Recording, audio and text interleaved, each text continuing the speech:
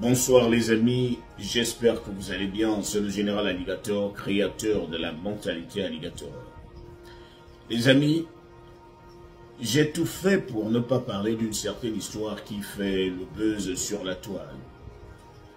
Parce que je me disais que c'était une histoire exagérée, mais j'ai pris le temps d'écouter cette histoire et je l'ai trouvée très triste. Les amis, on nous a toujours appris qu'on ne peut pas aider tout le monde.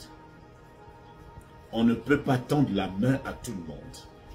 Même lorsque tu tends la main à quelqu'un, rassure-toi d'être sage. Rassure-toi que c'est une personne qui pourra être reconnaissante de ce que tu es en train de lui faire. Les amis, je ne vous apprends rien. Vous êtes au courant de cette histoire de Aya et de Hassan. Aya qui est une blogueuse, une tiktokeuse, qui dans ses vidéos, son objectif c'est d'aller dans la rue, de chercher des personnes qui sont en difficulté et de pouvoir chercher à les aider avec ses petits moyens et accompagner de sa communauté. Aya est une tiktokeuse qui a une communauté de plus d'1 million d'abonnés. Et à chaque fois qu'elle est face à quelqu'un qu'elle doit aider, elle informe sa communauté pour que sa communauté l'aide à tendre la main à la personne qu'elle veut aider. Alors, un jour, elle décide d'aller encore dans la rue et elle est tombée sur un certain Hassan. Hassan qui est originaire du Sénégal, mais qui a déjà mis du temps, qui a déjà mis plus de 30 ans en France. Hassan était, selon lui, quelqu'un qui avait déjà réussi, mais qui est tombé au plus bas niveau à cause d'une femme, jusqu'à ce qu'il est allé dans la rue. Je vous ai dit, vivre à l'étranger, il faut avoir le cardio. Ce n'est pas facile. La vie peut vous donner des coups très durs et vous pouvez tomber vraiment au sol. Alors, Aya décide d'aller interviewer Hassan, de faire parler de son histoire. Mais bien avant, elle décide de l'emmener se coiffer.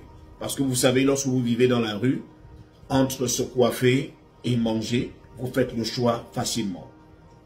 Le peu d'argent que vous avez, que vous arrivez à quémander par-ci par-là, ne pourra pas vous servir à vous coiffer. Vous allez faire un choix. Vous allez chercher à manger un petit beignet quelque part.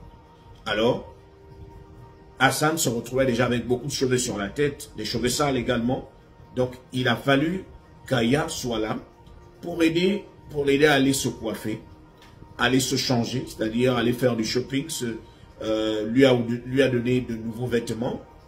Et elle l'a emmené également au restaurant pour se rafraîchir, manger, prendre des forces. Et pendant qu'ils étaient au restaurant, elle a décidé de l'écouter, de dire à Hassan, est-ce que tu peux nous faire part de ton histoire? On ne sait jamais. Hassan a étalé toute son histoire, ce par quoi il est passé et la souffrance dans laquelle il se trouve. Je vous rappelle, c'est quelqu'un qui vivait dans la rue, c'est quelqu'un qui se faisait battre dans une pension, si on peut le dire, par son colocataire. Donc, il disait même qu'il aurait préféré rester dans la rue au lieu de se faire battre tous les jours. Donc, le fait qu'Aya vienne dans sa vie est une lumière. Alors, en partageant son histoire, son histoire était tellement émouvante, son histoire a tellement touché la communauté d'Aya qu'en 2 jours, cette communauté a pu réunir 35 000 €. Beaucoup d'argent.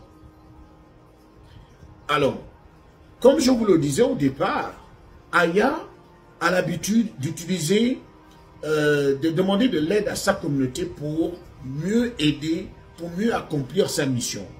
Donc, il arrive que les gens participent, les gens mettent de l'argent dans le lien qu'Aya leur donne pour un tel ou tel objectif. Alors, il faut mentionner que bien avant qu'on ne verse les 35 000 € destinés à Hassan, Aya avait déjà 2000 € qui étaient destinés à un autre objectif. Alors, Aya l'ayant oublié, lorsqu'elle est allée vérifier le compte, elle trouva 35 000 €. Tellement excitée, elle a décidé d'appeler Hassan pour lui dire « Hassan, Dieu a entendu tes prières. Les gens se sont battus dans le monde entier pour t'offrir une nouvelle vie. Nous avons récolté 37 000 €.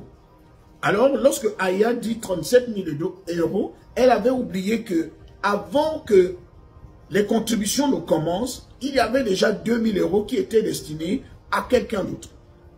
Alors, lorsqu'elle décide d'aller retirer cet argent et de le transférer à Hassan, elle se rendit compte qu'il y avait effectivement 2000 € qui n'étaient pas censés être inclus dans la contribution destinée à Hassan. Alors, elle décida d'envoyer 35 000 €, plus de 15 millions de francs CFA, à Hassan, qui dormait dans la rue, qui était dans le besoin, qui souffrait, qui se faisait battre dans la rue, je vous le rappelle. 35 000 €. Alors, Hassan, lorsqu'il reçut les 35 000 €, il appela tout de suite Aya pour lui dire, mais je ne suis pas d'accord. Quand tu m'as appelé, tu m'as dit qu'on a récolté 37 000 €, mais je n'ai reçu que 35. Où sont les 2000 €? Je les veux au plus vite. Sinon, ça va chauffer. Parce que c'est mon argent. Aya tellement surprise. Elle dit, mais j'ai l'impression de tomber des nues. J'ai l'impression de ne pas avoir affaire à la même personne. Je suis en train de t'expliquer que normalement ta contribution a donné 35 000 parce qu'il y avait déjà 2000 € qui étaient destinés à un autre objectif. Ce ne sont pas tes 2000 €. Toi, tu as récolté 35 000 € et c'est ce que je t'ai transmis. Hassan ne s'est pas arrêté là. Hassan a dit, tu me connais mal.